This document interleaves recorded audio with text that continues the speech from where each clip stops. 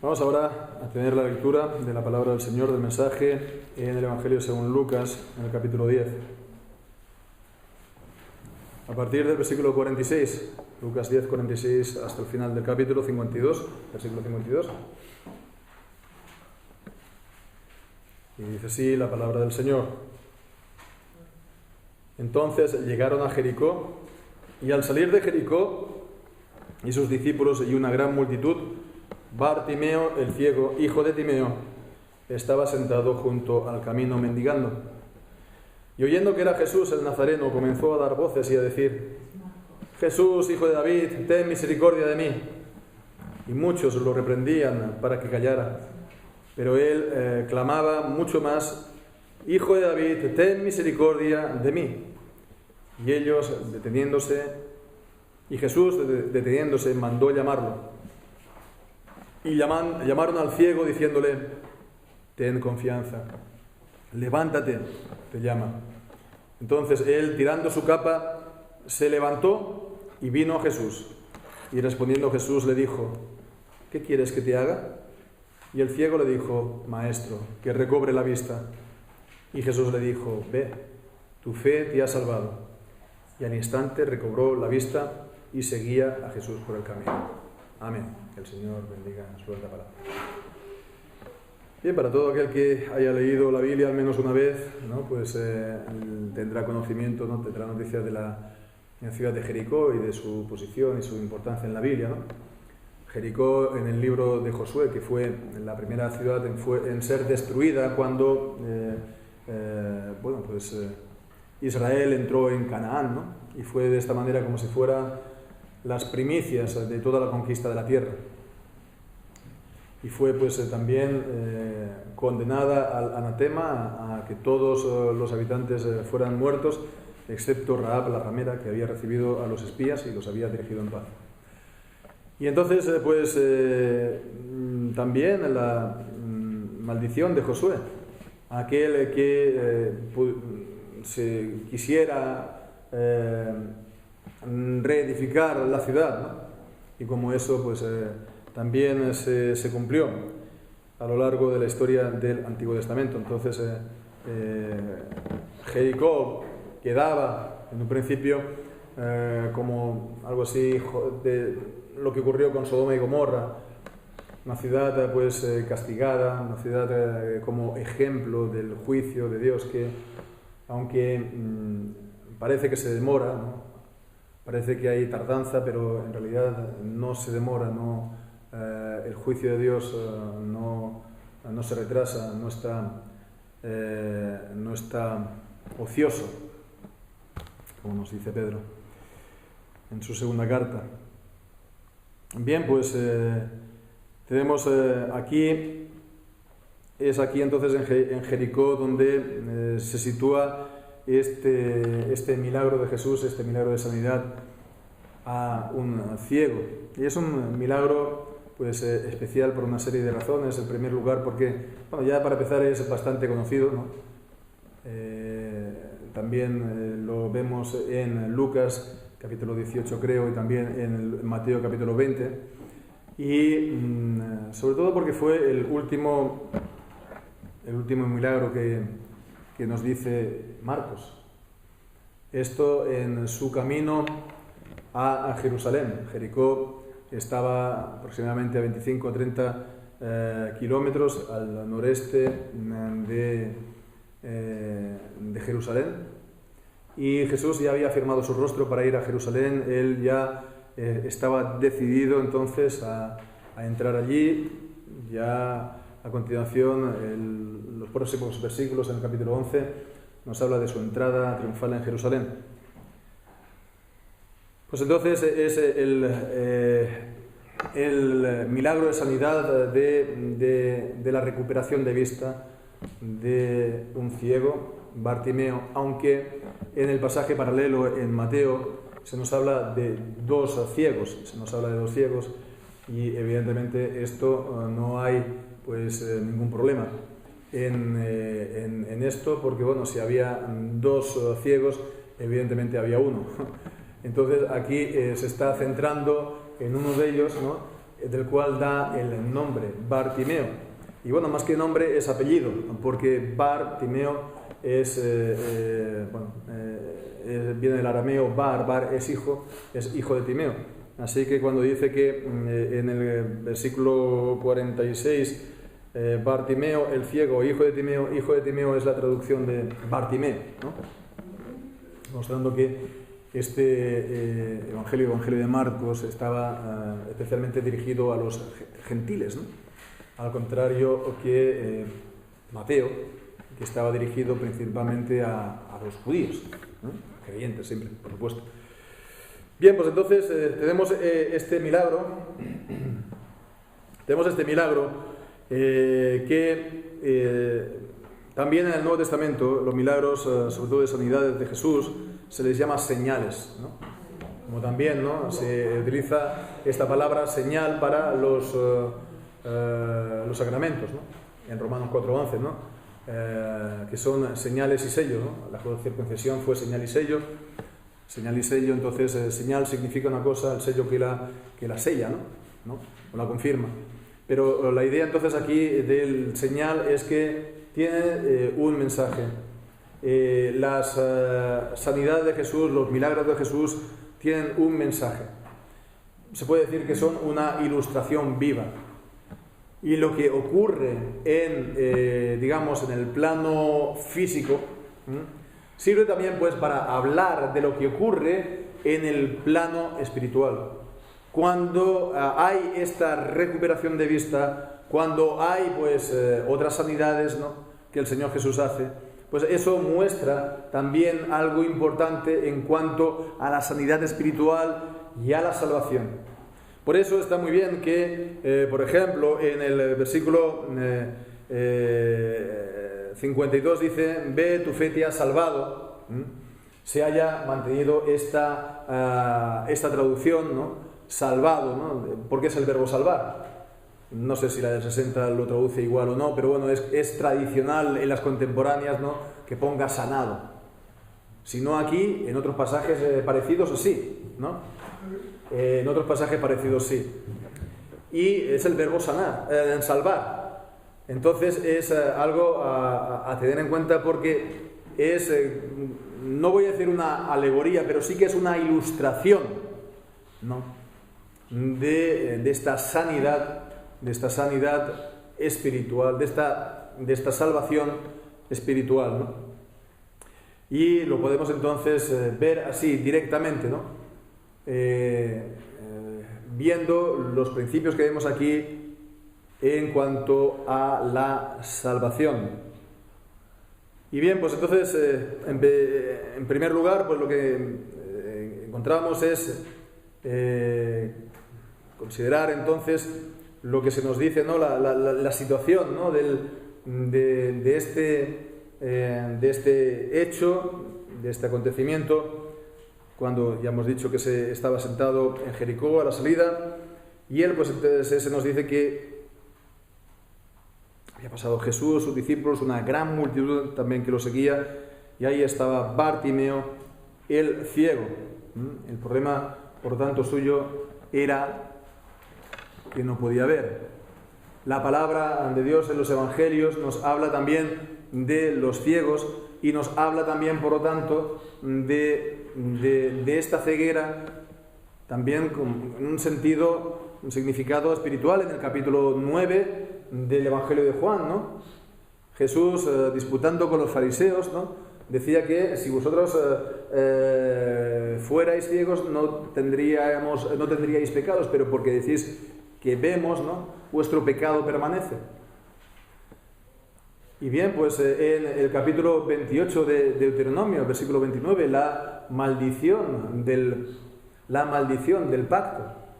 La maldición del pacto, la ceguera está presentada, ¿no?, de esta manera, ¿no? Y palparás a mediodía como si fuera un ciego. La idea, por lo tanto, de la ceguera es el no poder ver, el no tener, por lo tanto, un conocimiento del bien, del mal correctamente, no ver entonces correctamente el camino en el que uno está. De manera que uno esté, como dice Proverbios, ¿no?, en un camino que al final es un camino de muerte, pero a él le parece que es un camino todo recto, ¿no? Entonces esto es la condición de los hombres, estar en tinieblas por naturaleza. El hombre pues se pecó, ¿no? El hombre transgredió el mandamiento dado por Dios en Edén, ¿no?, con la tentación de ¿qué? De ser como Dios, sabiendo el bien y el mal. Tener, por lo tanto, una especie de iluminación, de ilustración, ¿no? Y decidir, por lo tanto, él lo que es bueno y lo que es malo. ¿Cuál ha sido el resultado? Que están en tinieblas, por naturaleza. Todos los hombres están en tinieblas. Por lo tanto, es por eso que es difícil que podamos hacer digamos, mucha confianza a las capacidades del hombre, ¿no?, en cuanto a decidir lo que está bien y lo que está mal. Todas las aberraciones que hemos visto en la historia fueron aprobadas por los hombres en su momento. Lo vemos como aberraciones a posteriori, muchas veces también a costa del derramamiento de mucha sangre. Los que están inmersos en el momento están con los ojos cegados y no ven eso porque es el momento y están siguiendo la corriente del espíritu de ese tiempo. No podemos entonces fiarnos en cuanto a nuestras capacidades de decir lo bueno, lo malo, de una manera prescindiendo de Dios, autónoma. Para saber lo que está bien y lo que está mal, tenemos la palabra de Dios, la Biblia, sus mandamientos y su ley sobre todo. Sus mandamientos y su ley sobre todo es la que nos dice lo que está bien y lo que está mal, ¿no? Lámpara a mis pies es tu palabra y lumbrera a mi camino. En el Salmo 119. Bien, pero aquí resulta que, a diferencia del ciego del Evangelio de Juan, el ciego del Evangelio de Juan era de nacimiento, pero podemos, creo que de una manera bastante segura decir que Bartimeo no lo era. ¿Y por qué esto? Pues porque dice en el versículo 51, ¿qué quieres que te haga? Y el ciego le dijo, maestro, que recobre la vista. Que recobre la vista. Entonces, esta palabra, vemos, ya mismo está traducido correctamente, recobre, ¿no? Que recupere, que vuelva a ver, ¿no? Es como cuando dice no, nacer de nuevo, ¿no? Está pues con ese mismo prefijo, ¿no? Pues que vea de nuevo. Entonces es alguien que había visto. Es alguien que había tenido visión, ¿no? Y que por alguna enfermedad la habría perdido. Y entonces esto es también algo a tener en cuenta, porque no es lo mismo aquel que, todo el mundo pues está por naturaleza sin conocimiento, sin luz y está en tinieblas. Pero también hay, cuando nos acercamos a Dios, cuando nos acercamos a Dios y su palabra, recibimos la luz de Él. Recibimos su palabra y Él nos alumbra los ojos. Pero podría ser que la persona que ha recibido esa luz se aparte. Esa persona que ha recibido la luz del Señor y de su palabra, que ha sido iluminada por Dios, pues se aparte, pues porque, normalmente es porque hay un pecado en su vida y ese pecado no lo deja. Ese pecado no lo deja y al final pues hace que acabe endureciéndose contra el Señor y apartándose del Señor y renegando completamente de Dios y de su palabra. Y es de esta manera como en Hebreos capítulo 6, allí el apóstol Pablo pues nos habla de aquellos que fueron iluminados una vez, ¿no? En Hebreos capítulo 6 podemos leer ahí ese pasaje conocido, ¿no? de seria y severa advertencia. Dice, porque es imposible que los que una vez fueron iluminados y gustaron el don celestial, etc., ¿no? Aquí ya habla de aquellos que fueron iluminados y apostataron por completo, ¿no? Bien, pues entonces aquí es algo a tener en cuenta, ¿no? El hecho de que Bartimeo había visto. Y así también, entonces están muchos que han recibido pues conocimiento de Dios por medio de la palabra de Dios, que han nacido a lo mejor en hogares cristianos, pero que con el tiempo al final pues se acaban apartando totalmente. O incluso gente que que llegó también a no eran hijos de cristianos, no habían recibido el bautismo de infantes en la iglesia, se llegaron a, entre comillas, convertir, llegaron a ser también miembros de la congregación y después se apartaron, ¿no? Fueron iluminados porque recibieron algo de la luz de Dios por medio de su palabra. Entonces, este es la situación, este es el problema, por lo cual, Bartimeo, si ha de ser aquí señal, si ha de ser aquí ejemplo vivo de algo, sí, por supuesto, es de aquel que realmente todavía no ha conocido al Señor verdaderamente, o de aquel que es... nos falta la palabra en español, en inglés es backslider, que es aquel que ha conocido algo, que ha sido iluminado, ¿no? Y que se aparta, ¿no? Para después volver. Y en ese caso vemos que Bartimeo viene a Cristo confesando a Cristo. Y es lo segundo que vemos en este pasaje, cuando dice que él, oyendo que era Jesús el Nazareno, él había oído acerca de Jesús, había oído acerca de sus milagros de sanidad, y entonces ¿qué hizo? Comenzó a dar voces y a decir: Jesús, hijo de David, ten misericordia de mí.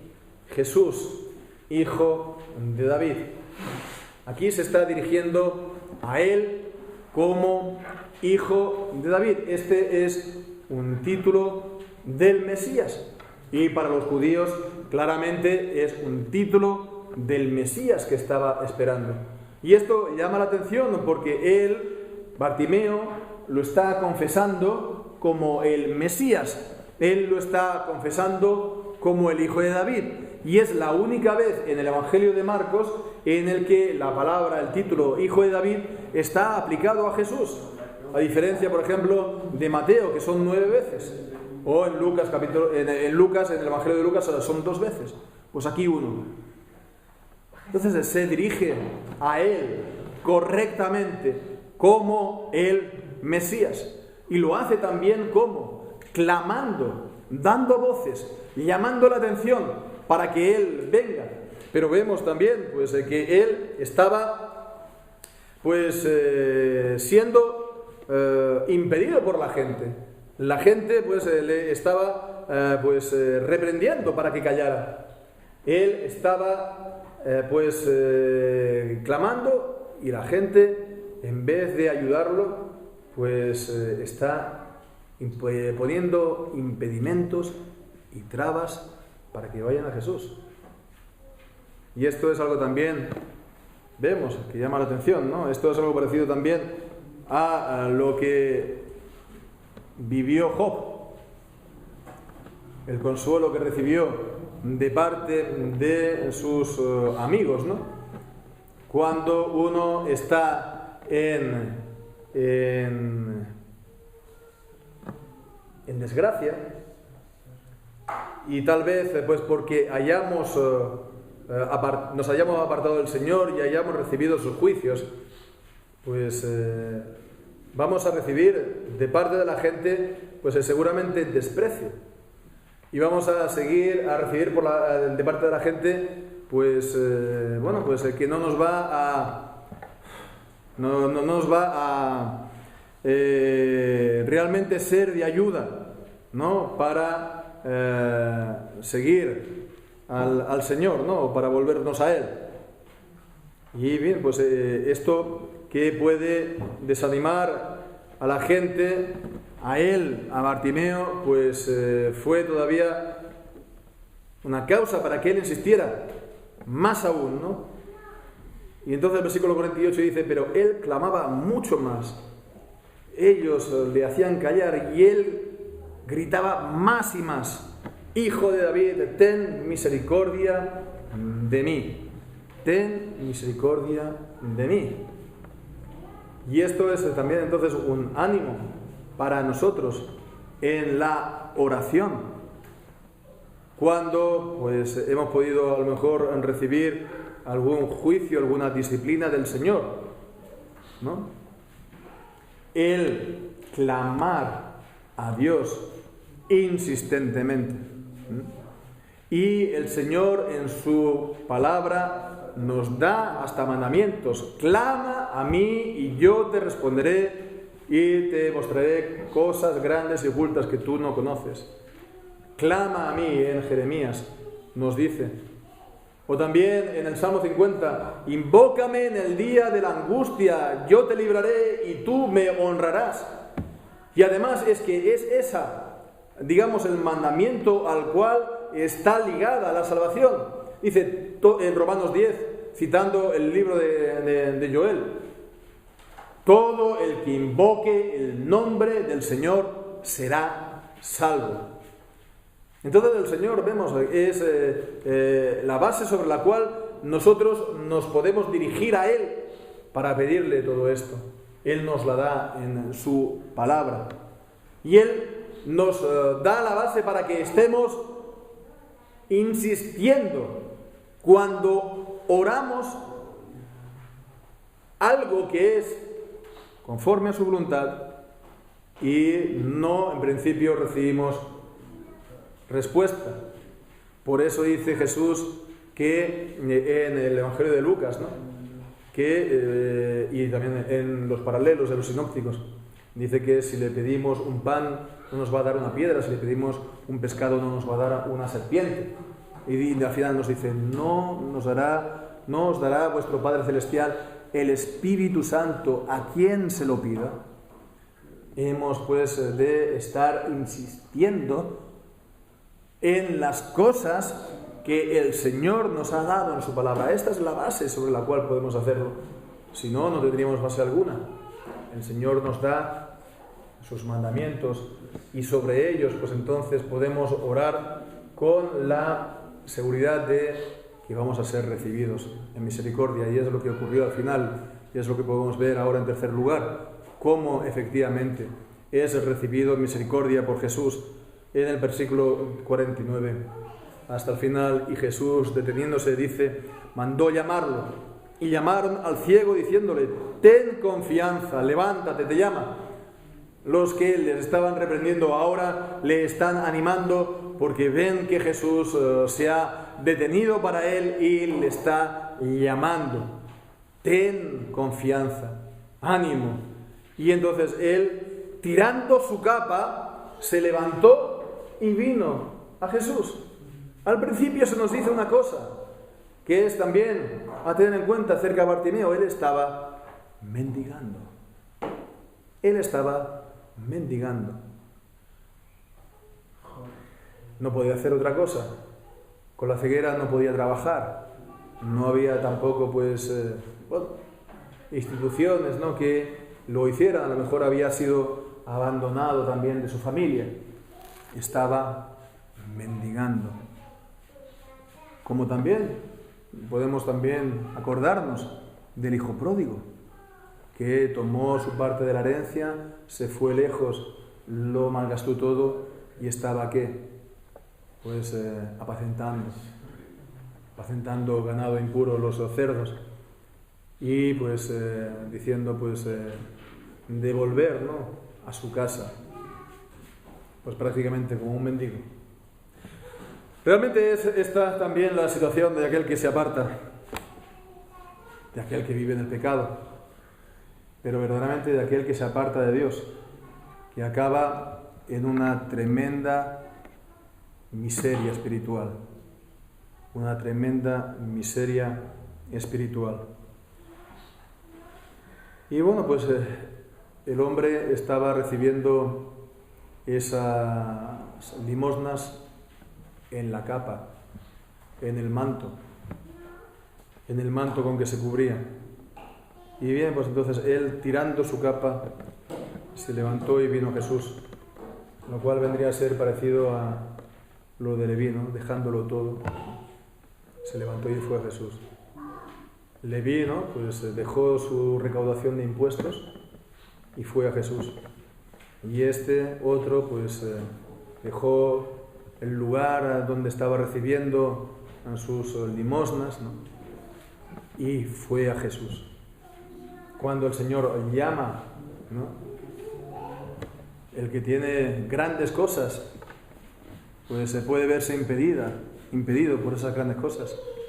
Pero también el que tiene pequeñas cosas, pero esas pequeñas cosas son muy importantes para él, pues esas pequeñas cosas que son muy importantes para él pueden llegar a impedirlo, ¿no? Es que me gusta mucho pues comer, no sé, ¿no? Tal cosa los viernes por la noche. Es una tontería lo que voy a decir, y si voy a Jesús, pues entonces ya no lo voy a poder comer. Es una tontería lo que voy a decir, ¿no? Lo que he dicho, pero es para que lo entendamos, ¿no? No se puede dejar de venir a Jesús cuando Él nos llama por cosas, nuestras cosas, sean grandes, sean pequeñas, sean importantes o sean tonterías. Pero todo aquello que pueda molestar, ¿qué vamos a hacer? Tirarlo, dejarlo, soltarlo corriendo. ¿Para qué? Para ir a Jesús. Y es lo que Él hizo. Y entonces vino a Jesús y respondiendo Jesús le dijo, ¿qué quieres que te haga? Jesús le está diciendo a Bartimeo el ciego aquello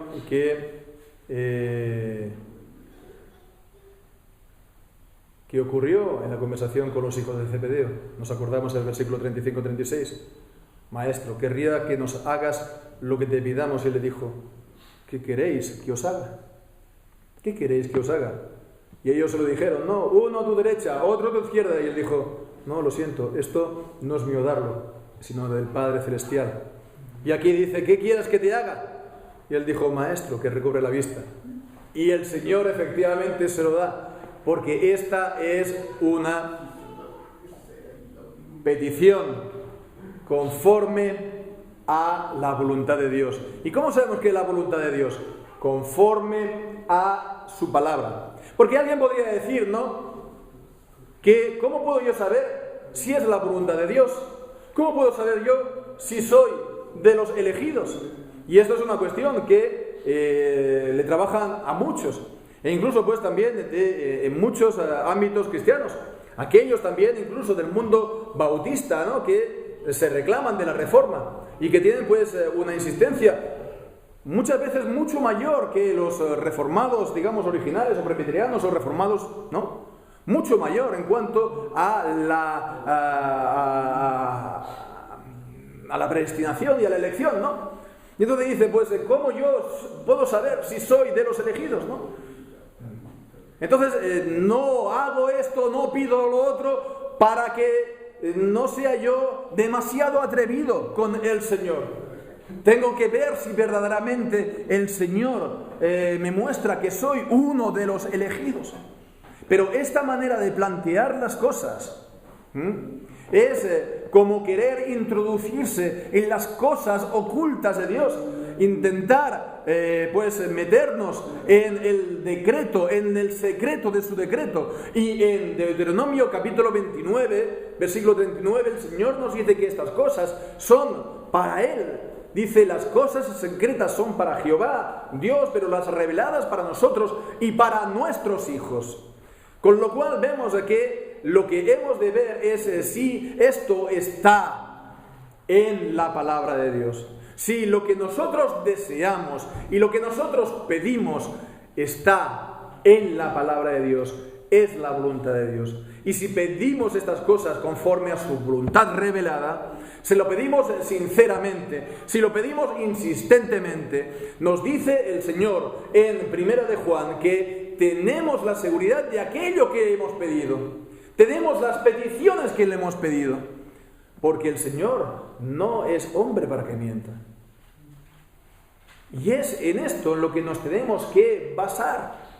El Señor nos ha dado su palabra. El Señor nos ha dado sus mandamientos. El Señor nos ha dado todo esto porque realmente lo necesitamos. Nos ha dado sus promesas, nos ha dado su pacto para nosotros y nuestros hijos. Y es esto sobre la base en la cual nos hemos de relacionar con Él. Y cuando oramos al Señor de esta manera, pues el Señor se complace. Y si vamos entonces sobre la base de las Escrituras a Cristo, Él no nos echa fuera. Y de esta manera Jesús le dice: ve, tu fe te ha salvado. Tu fe te ha salvado. Y el Señor Jesús, vemos que con esta palabra pues está como atribuyendo la salvación a la fe. La salvación es obra de Dios. Y la fe misma es don de Dios. Pero vemos que esta fe es algo tan importante, es algo de tanto valor, que la salvación depende de ella. La salvación depende de la fe, de dirigirse a Dios como la única solución y salvación, de hacerlo de manera insistente, de hacerlo de manera también, además, correcta, ¿no? Dirigiéndose a Él como el soberano, como el único que nos pueda también librar, y sobre la base de su palabra. Y dice: al instante recobró la vista. El Señor se complació en darle conforme a su petición y a su fe. La fe del ciego Bartimeo, del que no veía. Y de esta manera pues él seguía a Jesús por el camino o en el camino. Entonces aquí nos muestra que él ahora no va a dejar a Jesús, y él va a ser discípulo, y él va a caminar juntamente con Jesús, siguiéndolo también, guardando sus enseñanzas. Si guardáis lo que yo hago, seréis verdaderamente mis discípulos, siendo verdaderamente sus discípulos, para no apartarse más de él. Pedro le dijo: Señor, ¿a quién iremos? Solo tú tienes palabras de vida eterna. ¿A dónde nos vamos a ir nosotros en el mundo? ¿Qué vamos a conseguir nosotros en el mundo que sea verdaderamente que valga la pena? ¿De qué nos sirve ganar el mundo y perderlo todo? De ganar el mundo y perder al Señor, o perder nuestra alma. En Cristo, estando en Él, lo tenemos todo. En Cristo tenemos nuestra salvación y las promesas para nosotros y también para nuestras descendencias. Que el Señor bendiga su santa palabra en nuestras vidas y en nuestros corazones. Amén.